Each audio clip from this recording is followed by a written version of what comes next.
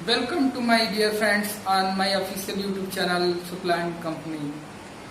दोस्तों, मैंने कल आप लोगों को परसेंटेज के बारे में बताया था। आज हम परसेंटेज की अगली क्लास देखते हैं। कल मैंने क्या बताया था, परसेंटेज क्या होता है और उसमें कुछ न्यूमेरिकल प्रॉब्लम, जब यदि कोई नंबर बढ़ जाता है कुछ परसेंट से तो उसका इफेक्ट कैसे होता है, क्या होता है, ये सारी चीजें हमने सीखी थी। फ्रैक्शन का एक्चुअली इंपॉर्टेंस क्या है वो हम आपको कल बताए थे। उसी हिसाब से मैं देखिए परसेंट में पूरा फ्रैक्शन पे डील करने वाला हूँ। देखिएगा कितनी आसानी से होते हैं परसेंट के क्वेश्चन। उसी में आज हम नेक्स्ट टाइप सीखने वाले हैं परसेंटेज के।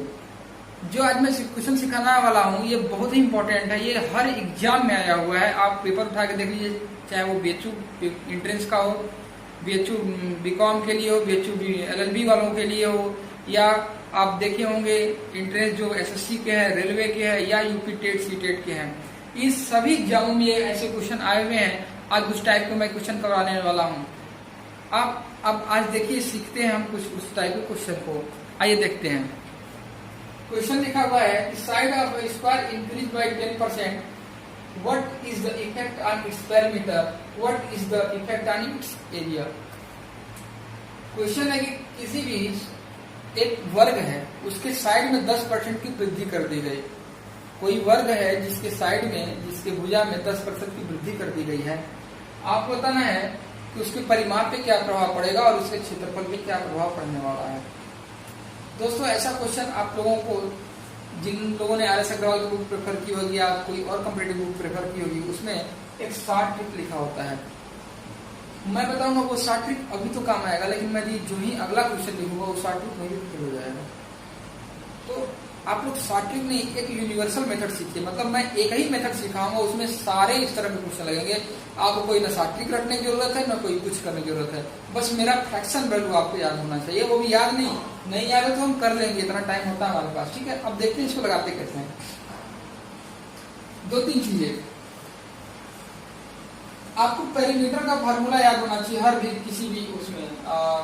देखिए पेरीमीटर में क्या डील होता है, यदि आपका रेक्टेंगल हो, आयत हो, तो लंबाई धन चौड़ाई को जो होता है। इसमें देखिए साइडों का मल्टीप्लिकेशन आपस में नहीं है, एडिशन आपस में है। ठीक है, ध्यान देना, मैं इस बात को बता रहा हूँ। देखिए यदि सर्कल में ड्रिल करेंगे तो 2πr है, मल्टीप्लिकेशन तो है 2π का है r में, साइड का साइड में मल्टीप्लिकेशन नहीं है। यहाँ पे 4 इंटू साइड है, 4 का मल्टीप्लिकेशन तो है, साइड से है, साइड का साइड में मल्टीप्लिकेशन नहीं है। एरिया में लेकिन आएंगे तो ही देखेंगे हम साइड का साइड में मल्टीप्लिकेशन हो रहा है। पाई आर स्क्वायर कैसे होगा, रेडियस का रेडियस में मल्टीप्लिकेशन हुआ होगा। यहाँ पे देखिए लंबाई गुणे चौड़ाई आयत का कैसे आएगा, लंबाई गुणे चौड़ाई जब साइड में साइड में मल्टीप्लिकेशन होगा। वर्ग में क्या होता है, भुजा का स्क्वायर, कैसे भुजा स्क्वायर आएगा, जब भुजा का भुजा में पूरा होगा।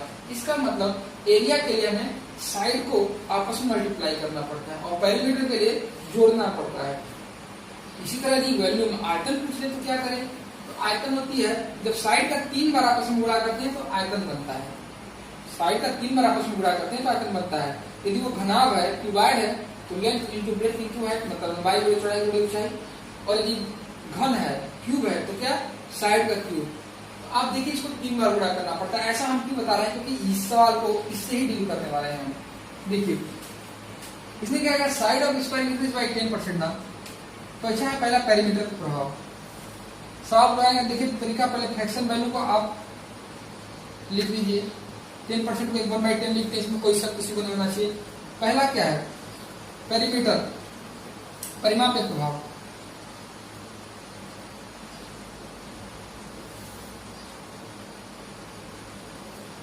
परिमाप पे प्रभाव कैसे देखेंगे हम,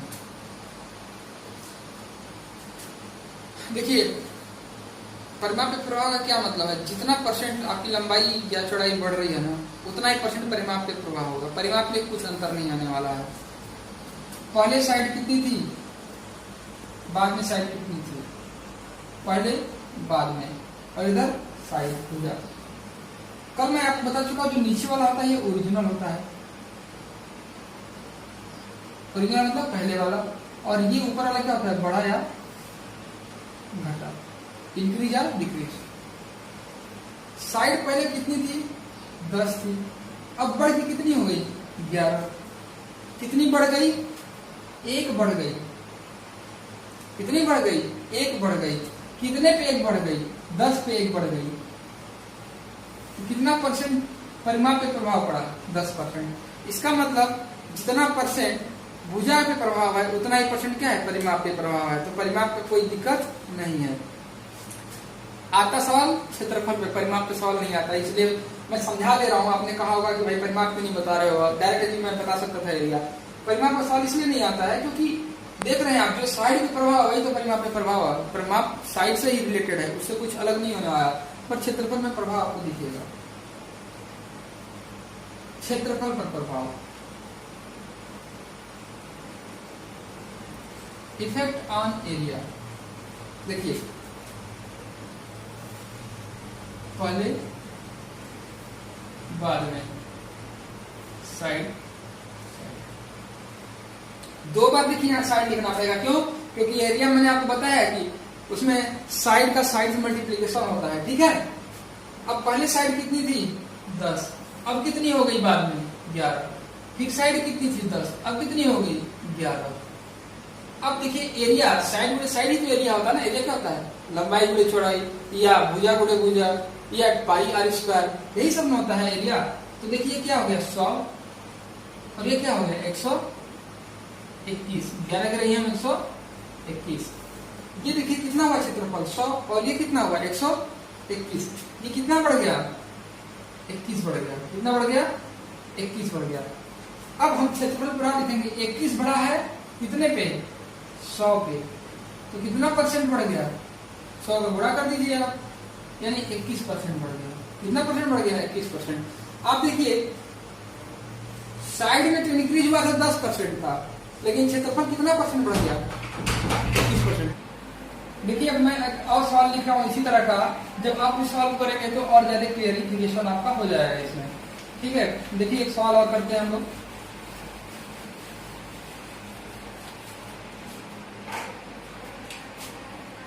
क्वेश्चन क्या है,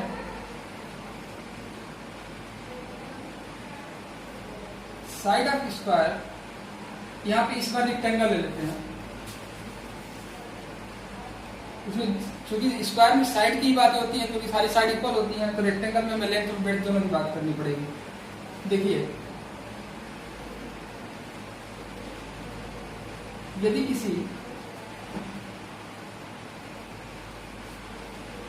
आयत की लंबाई 20% बढ़ जाती है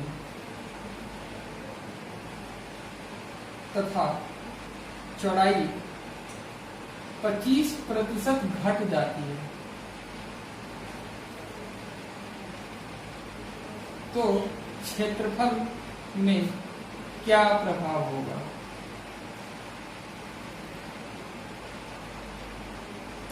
क्वेश्चन क्या है, यदि किसी रेक्टेंगल के लेंथ में 20% का इंक्रीज हो जाता है और यदि उसकी रेक्टेंगल की ब्रेड्थ 25% से डिक्रीज कर जाती है, तो इस पे जो अल्टीमेट इफेक्ट उसके एरिया पर पड़ने वाला है वो कितने परसेंट का पड़ने वाला है, ये सीखिएगा। अब जितने लोगों ने ट्रिक रट रखा होगा r²/100 वाला या R1 R2 वाला ना, उन लोगों को बड़ी परेशानी होने वाली है, क्योंकि मैंने रेट चेंज कर दिया, दो अलग अलग रेट यहाँ मैंने ले लिए हैं। अब इसको हम सॉल्व करते हैं। सबसे पहला काम हमको क्या करना है, मैंने सिखा रखा है फ्रैक्शन। लंबाई कितनी है भाई 20%, 1/5 20% होता है। चौड़ाई कितनी घटी बढ़ी 25%, वो 1/4 हो रखा है 25%। अब देखिए लंबाई ना, आप बस उसी तरह करिए, पहले बाद में, इतना बस लिख लीजिए। एक क्वेश्चन आपका पक्का हो जाएगा यदि सीख लेंगे, हर एग्जाम में आता है, ठीक है। अब देखिए लंबाई कितनी है, पहले 5, देखिए लंबाई बढ़ी है, घटी नहीं है, लंबाई बढ़ी है। तो पहले लंबाई यदि 5 थी तो एक बढ़ के कितनी हो गई लंबाई 6। मैंने क्या कहा कि ये ओरिजिनल होता है, ऊपर वाला घटा या बढ़ा होता है। अब 5 है पहले लंबाई, तो एक बढ़ी की लंबाई कितनी हो गई 6। अब देखिए चौड़ाई क्या है, चौड़ाई 1/4 है। पहले यदि चौड़ाई 4 रही होगी और चौड़ाई देखिए घट रही है ना, तो एक चौड़ाई घटी होगी, तो 4 से घट के कितनी हो जाएगी चौड़ाई 3। अब क्षेत्रफल क्या होता है बताना तो भाई, क्षेत्रफल क्या होता है, लंबाई गुणे चौड़ाई ही तो होता है। अब देखिए आपको क्लियर हो जाएगा, यहाँ पे लंबाई गुणे चौड़ाई क्या होता है, क्षेत्रफल होता है। यहाँ पे पहले क्षेत्रफल कितना था 5 का 20, और यहाँ पे क्षेत्रफल कितना था 6 × 3 = 18। अब देखिए एरिया बढ़ा या घटा, पहले यदि एरिया 20 था तो अब एरिया कितना हो गया 18। तो एरिया 2 घट गया, 2 एरिया क्या है घट गया। कितने पे घट गया 20 पे घट गया। तो परसेंटेज घटा कितना, परसेंटेज कमी क्षेत्रफल में, परसेंटेज कमी कितनी आई 2/20 गुणे 100।